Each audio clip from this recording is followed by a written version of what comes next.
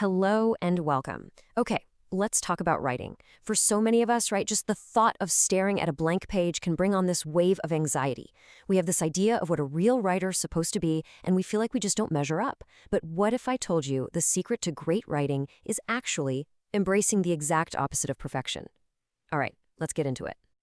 I mean, be honest. Have you ever sat down to write an email, a report, anything, and that little voice in your head just starts screaming, you have no idea what you're doing? Yeah. If you've been there, you are definitely not alone. It's an incredibly common feeling, and today we're going to take apart the myth that causes it. You know the image, right? We picture them just effortlessly composing these beautiful paragraphs, the right words just flowing from their fingertips.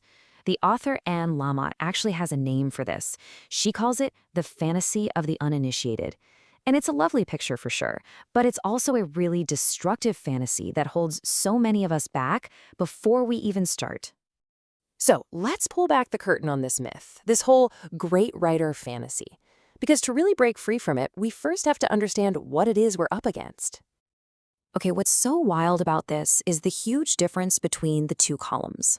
We imagine writers feeling like $1,000,000, totally confident and inspired.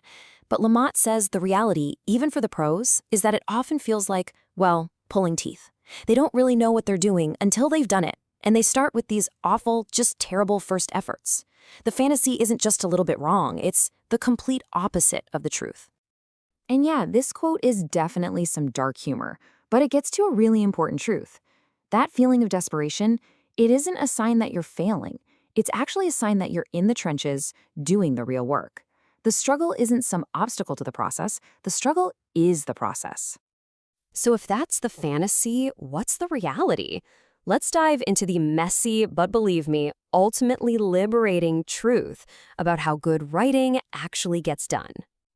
So if it's not about being some kind of effortless genius, then what is it? What's the one thing that separates the writers who actually finish their work from those of us who just stay paralyzed by that blank page? This is it. This is the secret, the shitty first draft. It's not a failure, it's a tool. It is the designated space to be messy, to get things wrong, to write absolute nonsense, all just to get something, anything, down on paper.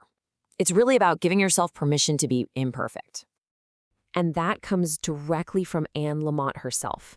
And notice her wording. It's not just one way. It's the only way for her and for most writers she knows.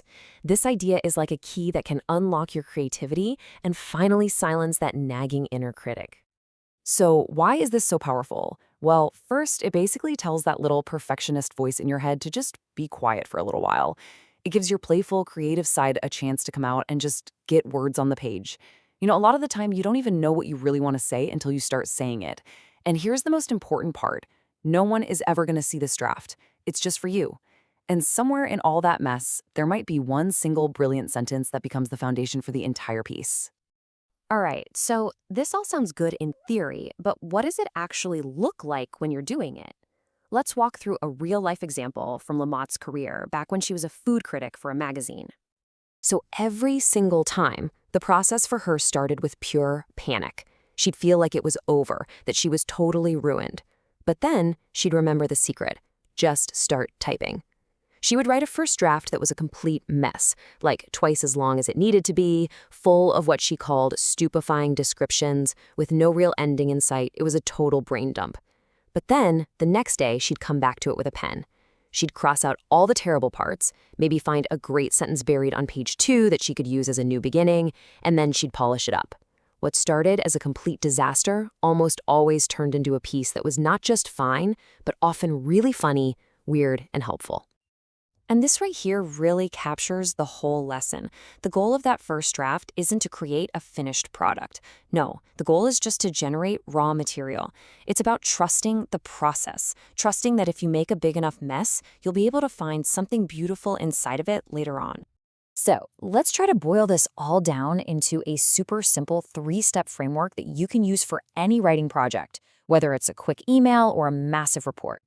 First up, you have the down draft. This is your shitty first draft. Don't think, just get it all down. Then you have the up draft. This is where you fix it up. You start to organize your thoughts, clarify your points, and make the whole thing actually say what you mean for it to say. And finally, you've got the dental draft. Just like a dentist checks every single tooth, you go through and check every single word, every sentence, for any little issues, polishing it until it shines. So, here's the most important thing to remember. That feeling of inadequacy you get when you start writing, that's not a sign that you're a bad writer. It's a sign that you're at the beginning of a very normal, very productive process. Good writing isn't born perfect. It's built, and it's almost always built on the foundation of a really terrible first effort. So the next time you're facing that blank page, I want you to ask yourself this. What are you willing to write badly, just for now, so that you can have the raw material you need to eventually write it well? That permission right there might just be the most powerful writing tool you'll ever have.